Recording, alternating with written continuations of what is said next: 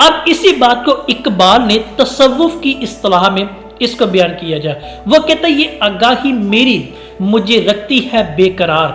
یہ آگاہی میری مجھے رکھتی ہے بے قرار، خوابیدہ اس شرر میں ہے آتش قدے ہزار۔ یہ امتیاز رفت و پستی اسی سے ہے، یہ امتیاز رفت و پستی اسی سے ہے، گل میں مہک شراب میں مستی اسی سے ہے۔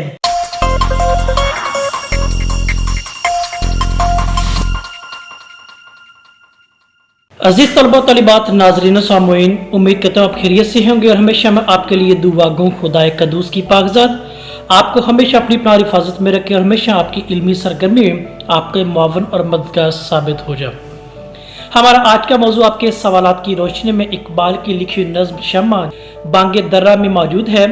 آج ہم اس پر تھوڑی سی گفتگو کریں گے اور دیکھیں گے بنیادی طور پر شمع کا پس منظر وہ کیا ہے، اور آج ہمارے گرد و نواح میں اس کا کون سی علامت کے طور پر لیا جاتا ہے، اور ہماری زندگی میں خاص کر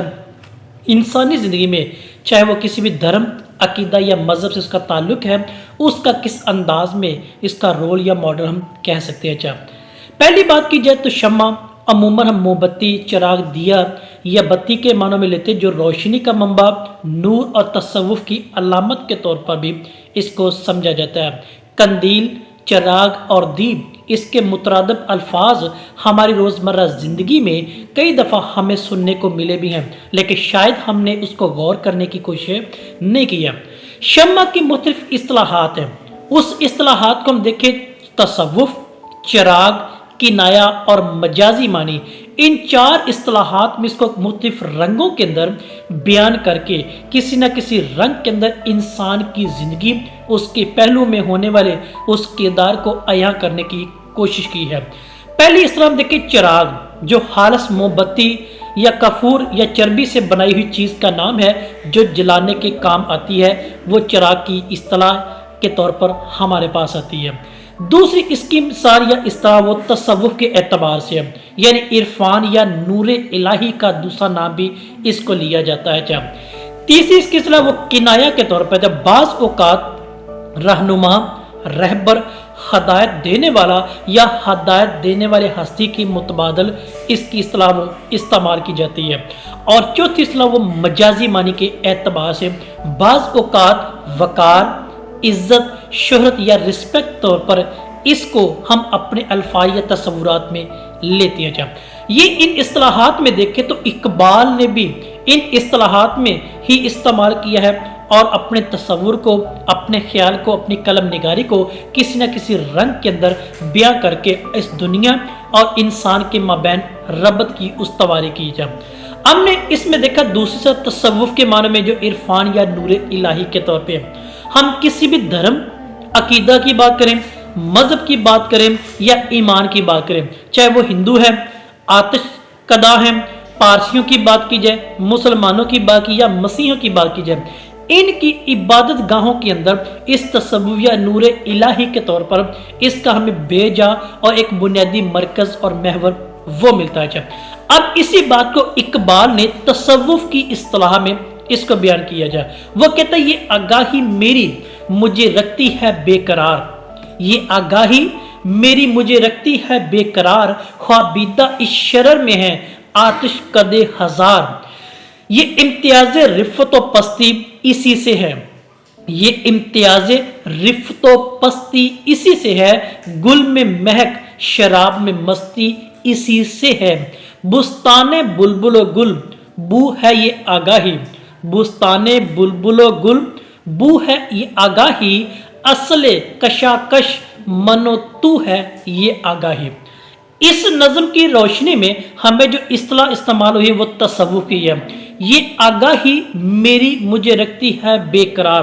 آگاہی یعنی آگاہ رہنے کے معنی میں، اویئر رہنے کے معنی میں ہے۔ تو اویئر کیا ہے؟ یہ عرفان یا نور الہی ہے جو انسان کو باطنی طور پر آگاہ کرنے کی، اس کی روحانی آگاہی یا بیداری کے معنی میں لیتی ہے۔ خوابیدہ اس شرر میں ہے آتش قدے ہزار۔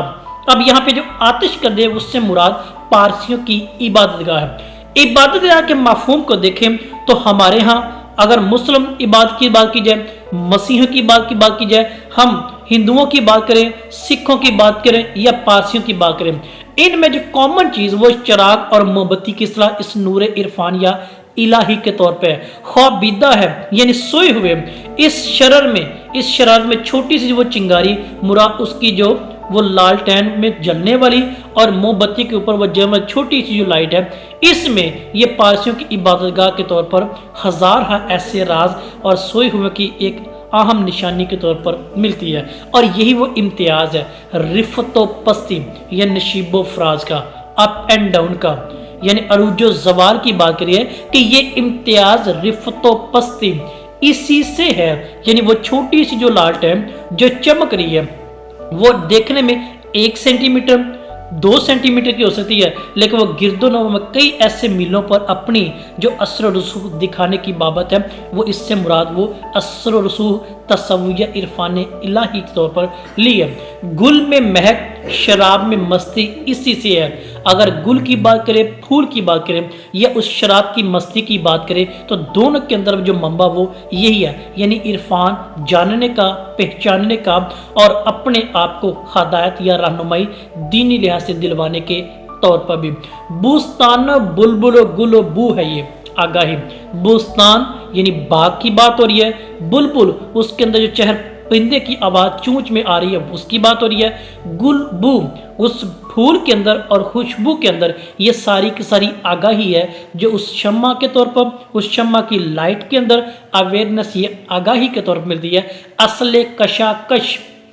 मनतू है ये आगाही। तो ये जो खींचा तानी लगी हुई ना असले, तो ये हमारे पास इसी की मिसाल आती है और कोई मिसाल नहीं आती है। अब इस बात को देखें तो हमें मूसा की मिसाल की मार्फत भी हमें इकबाल का मुद्दा बयान जिसे हम तलमीह कलीमी के नाम से पहचानते हैं। इकबाल का मुद्दा शम्मा नज़्म में देखें तो मुसद्दस इसका तीसरा बात में देखे कहता है, जलती है तू के बरके तजल्ली से दूर,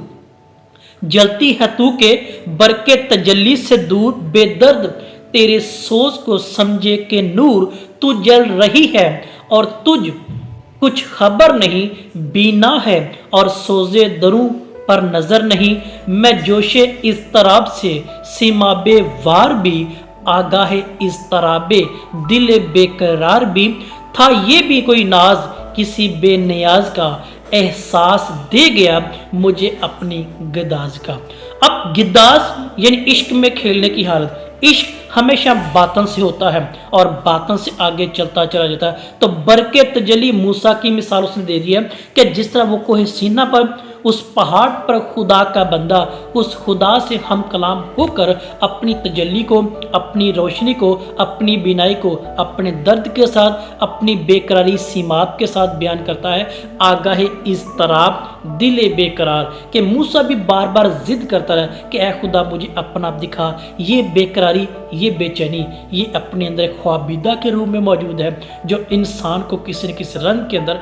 उसकी हकीकत और असलियत से करती है। ये तसव्वुफ की इस्तिलाह अमूमन हमारे यहाँ कई रंगों के अंदर बयान की जाती है और इस इस्तिलाह को हमारे मुकामी लोगों ने भी कई अंदाज में बयान करके बयां किया और बताया है कि ये था तो क्या था। अब इसी बात को देते हुए गालिब के बकौल हम इसके मुद्दे को देखें तो कहता है, न था कुछ तो खुदा था, न था कुछ तो खुदा था, कुछ ना होता तो खुदा होता, डुबोया मुझको होने ने, ना होता तो मैं क्या होता। और वो उसके अंदर होने की जो असला वो हवाला जात एक इंसान की रोशनी और तसव्वुफ़ इलाही या नूर इलाही जो इंसान को इरफान और जमील देने की मुनासबत से है। इसी बात को देखें तो हमारे पास बेशुमार कलाम इलाही की और मौज़ूआत और मिसालें हैं जो किसी न किसी रंग के अंदर हमें ये बताती हैं। तो यहाँ पे इस्तिलाह बाज़ औक़ात रहनुमा, रहबरी या हिदायत के तौर पर भी ली जा सकती है, जो किनाया के तौर पर, इशारे के तौर पर, चाहे वो हकीकी मानी के एतबार से या मजाजी मानी के एतबार से। ये था हमारा आज का मुद्दा। यहाँ तक कुछ सवाल ज़रूर कीजिएगा। आप सबका बहुत शुक्रिया।